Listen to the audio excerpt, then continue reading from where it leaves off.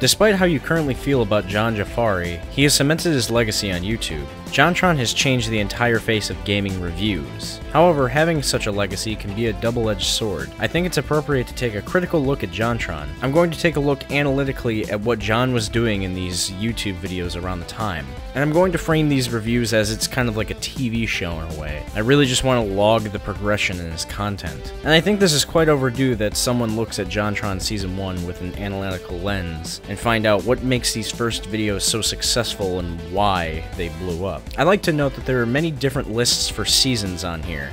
I'm going off the TV Trope season list for this, with some slight modifications. It didn't have Dino City Bro for some reason. That's kind of a huge omission. Speaking of omissions, I'm not going to include the top 10 lists or one-off videos. I will talk about them at some point, just not here, as they aren't really as intimate and fleshed out as his regular mainline reviews. That being said, let's take a look.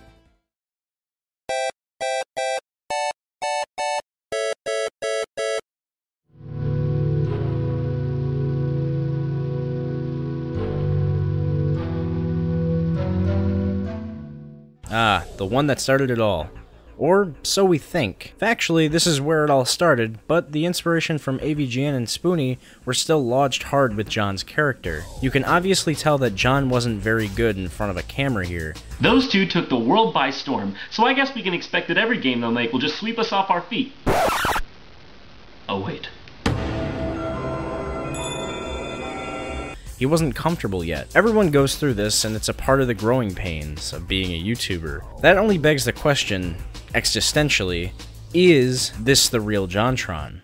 Thanks for watching JonTron Episode 1. Come back, there will be more where this came from. Yeah, I don't want to play too much with semantics. I don't think there's really a real John at all here. Yes, the quality of the video is hit and miss, but for 2010, you can't really complain. In terms of how the actual review goes, it's extremely reminiscent of AVGN, which he references in the description of the video. There's also quite a bit of vocal inflections very similar to James Rolfe that I've noticed. This is the first 3 minutes of the game! R and A, that's how you crouch. That's how you crouch. I wouldn't even be mad about this. If A, some tutorial popped up as you got to the door, you know, like in any decent game. B, the controls were listed somewhere in the game. Or C, all the buttons were used up. But no! There isn't really an emphasis on comedy, and it's a little bit more analytical. When there is jokes, they're extremely hit and miss because of John's delivery and how undeveloped his camera personality was at the time. Don't get me wrong, there's some great moments in this. But they seem to be a point of huge criticism, and apparently they were terrible. So, they took them out of the N64 version and left them in the cutscenes. But do I recommend it? Yes. Although I wouldn't start here. This might be jarring if you only have watched a few of his most recent videos. It wouldn't be long until we see the John that we all know and love. It just kinda takes a while. Also, if you're gonna watch this, you're gonna have to get in the mindset of 2010 to really appreciate this video. I'll tell you that. Subscribe or die. I like Yum Yums. Now, the next review would drastically improve almost everything, but retain the same style of the Daikatana review. Although now we have HD widescreen video, a better edited intro, and a little less pee-popping out of the microphone. Best twist to escape. The terrible new technology and the people were starting personal computing was kicking ass. John's on-screen presence is still developing, but we start to see some of the absurdist humor come to light. I can't do it anymore, please, I can't do it anymore! However, we still see a very linear and AVGN-inspired style for the most part.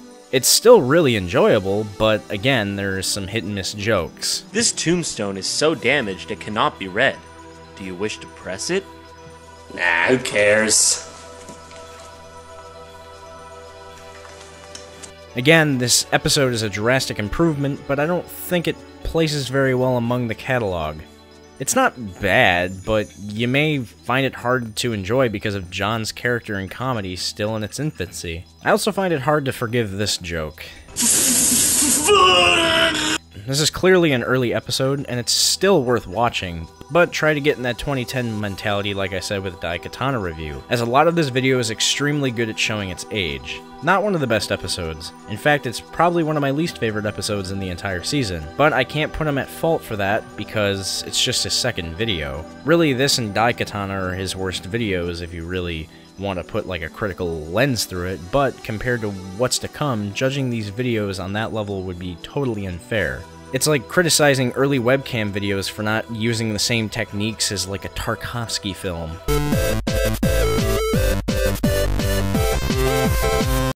Alright, the line is Data East. Action. Okay, Jerry, the line's Data East. Data East. Try again. Now this is when things start to look a little more familiar, but not entirely. Something that is immediately apparent is the editing quality has gone up drastically. Jock's eyes are starting to look a lot more like HAL 9000 and not just MS Paint circles. We do get to see some of JonTron's humor that isn't stifled by inspiration start to transpire here. John, can I play too? Oh, Jacques, you can't play. You don't have hands!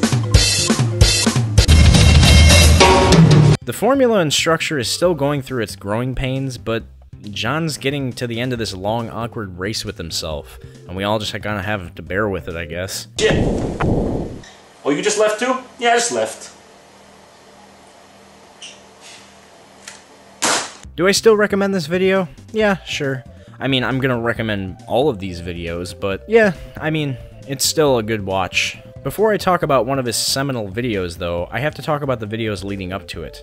The one-off videos, like the Nimbus review and the Sonic Colors review, is probably when John developed his on-screen persona and humor more. Some people ask me how I get anything done. Me either. Video game commercials have been around for as long as video game commercials. Me either. Which would lead to why the next video I'm going to talk about had a hand in John's massive success.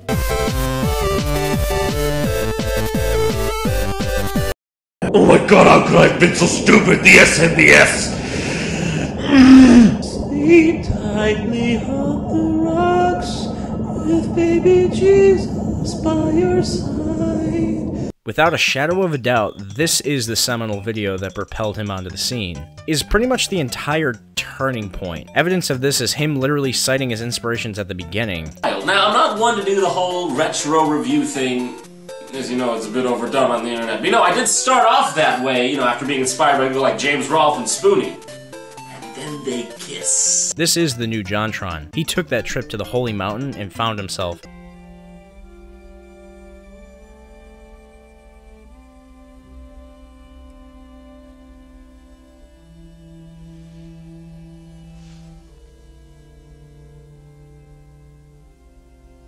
You are excrement. You can change yourself into gold.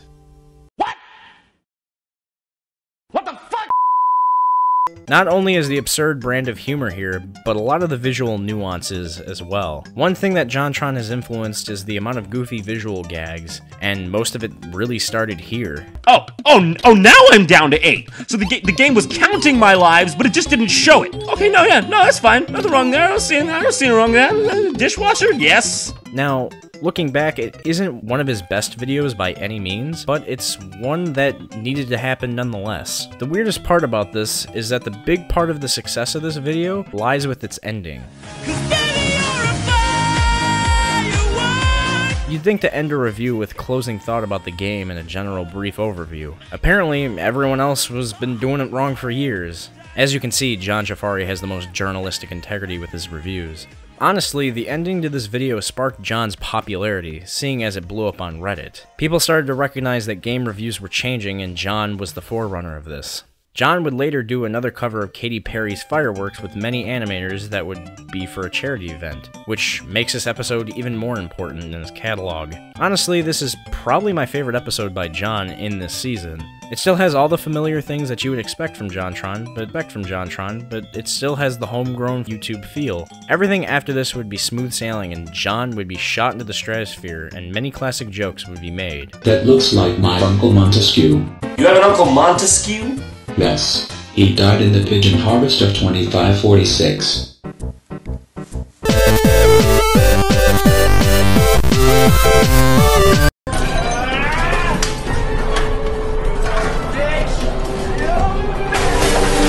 Riding off the success of the last video, what could you do to top that? Really not much except keep doing the same thing you did before and hope for the best. John would continue to go through this renaissance and changes, bettering his writing and humor along the way. While personally not one of my favorite episodes in the season, I can see why people still love this. I love playing Mighty Max. One might say I'm mighty maxed out on the thrills that this game has provided me. Honestly, it's a bit shorter than most of his other mainline reviews, mostly because there probably isn't too much to talk about in the game besides just the horrible controls. The one thing I really like is the satirical ending. The cartridge is talking to John, trying to set up some unnecessary skit and narrative to add to the video, only to have it interrupted by John dolphin diving for the cartridge and destroying it. Why, John, it appears we are of the same blood, you and I. We're really not so different after all, are we? You think you can insult me and my family, huh?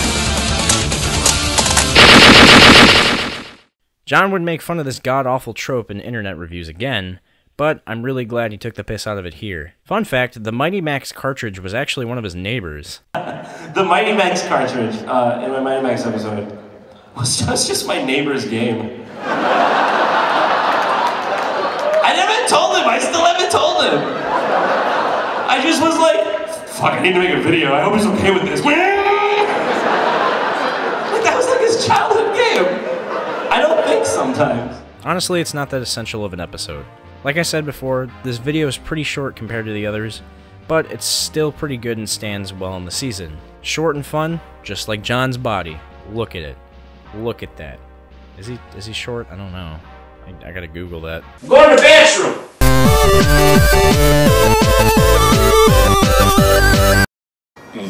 Well, I don't know how many years on this earth I got left. I'm gonna get real weird with it. This episode. Holy hell, this episode of JonTron. John just cranked up the cocaine levels to high here and just went all weird with it. This was John's 1-year anniversary, and he opens it with him remembering when he started with the Daikatana review. But in the weirdest and most convoluted way possible, with a hint of a Brooklyn accent, something we see a lot with JonTron. Human spirit. She is resilient, isn't she? Yeah, here I am a whole year later, still trucking along like a sack of potatoes on a long open road, wishing he'd stop for gas at the last rest stop. And then on the Interstate 12, he gets hijacked and murdered by a bunch of Quaker ghosts that hadn't moved on from the War of 1723. Fuck money! It's brilliant in that Jon Jafari way. You really can't replicate the charismatic strangeness of him. I think this is when John fully developed his weird mannerisms as well. Right up! Right up! Right up! The analytical review parts and the comedy are actually mixing extremely well here too. In the Mighty Maxed Out video, there were some parts that were still hit and miss, but I think John actually mixes the visual comedy extremely well here. And this is probably my favorite bit from him, honestly. Wait, what's that?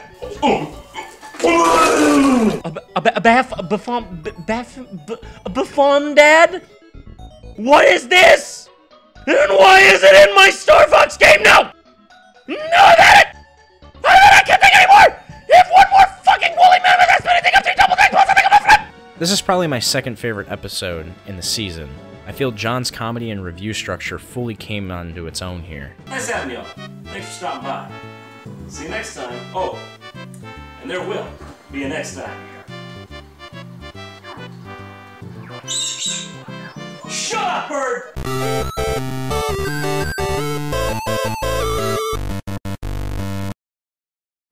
It's Halloween, baby. The first true Halloween special from John, you know, besides this Mario Kart Tracks video. Welcome to part 1 of the JonTron Halloween special! The top 10 Mario Kart tricks! This is probably one of the first episodes that John doesn't film his live-action bits in his father's office. Fun fact about John's father, he is a Persian-American diplomat that helped Reagan sell guns to the Middle East.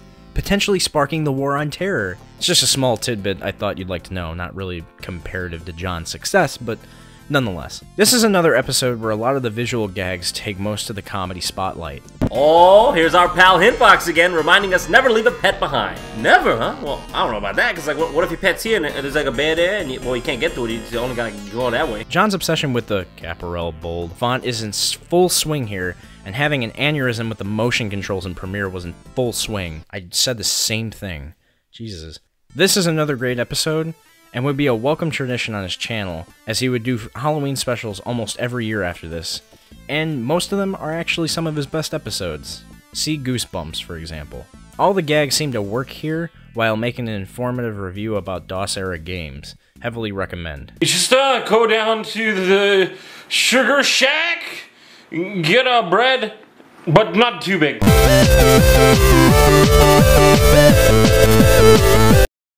Video games. Who needs them? They're bad and they smell. John reviews a movie, except starting with a Japanese internment camp joke. Hey John, you do video games. Why are you reviewing a movie?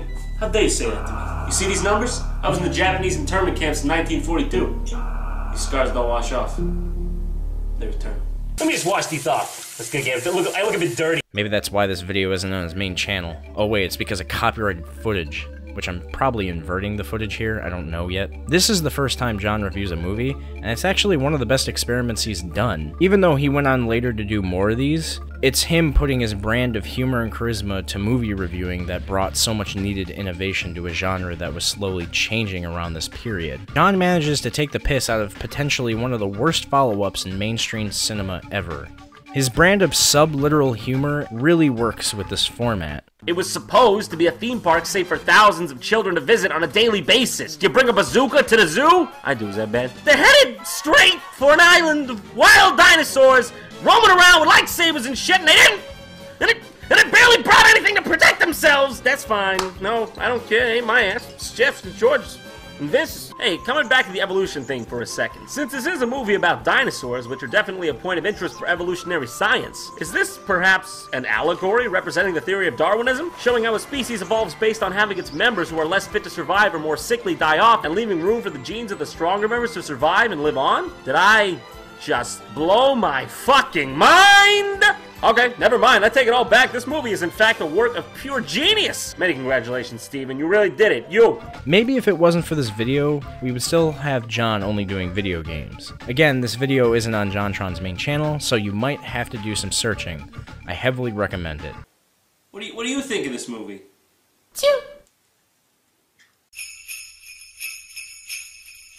Morty Gumbus.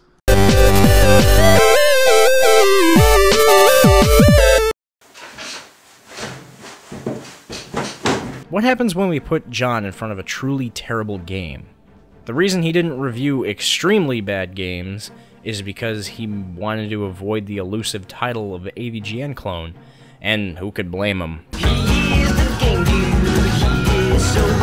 Creators that tried to mimic James Rolfe usually got lambasted for their debatably plagiaristic videos. Of course, by now, we know that John had established a completely different style from this angry nerd trope. So, how does this style work with reviewing a bad game?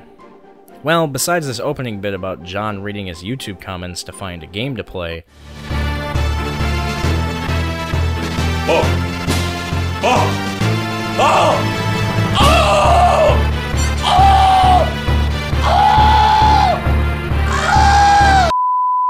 The review is just decent at best. There are enough gags to make this episode good, but I personally find this one just to kind of be skippable. To me, it's just really underwhelming. John may have not wanted to go fully into why the game is bad analytically, but I just kind of feel this episode is not as well strung as the other ones in this season. And I really can't comment more on that because I don't know why, but again, that's probably just my personal feelings here. I think this is actually the weakest entry in the season. That's just my opinion though. But as for everything ahead, I'd say it only gets better. Well, time to celebrate this occasion by playing a real game. HP7P2P Lego! Break it down, Captain Stingray. Stingray Beats. Skrillex.